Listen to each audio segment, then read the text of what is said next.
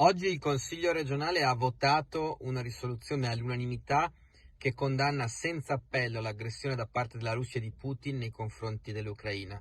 Un fatto importante perché era giusto che arrivasse una condanna unanime da parte di tutto il Consiglio, di tutte le forze politiche presenti in Consiglio regionale, come è accaduto all'interno del Parlamento. La solidarietà al popolo ucraino che è sotto le bombe, vediamo quanti sono i profughi, gli sfollati in questi giorni, va anche al popolo russo che sta manifestando in piazza per la pace. Ci sono tanti cittadini russi che stanno esplicitando la loro condanna nei confronti dell'aggressione di Putin.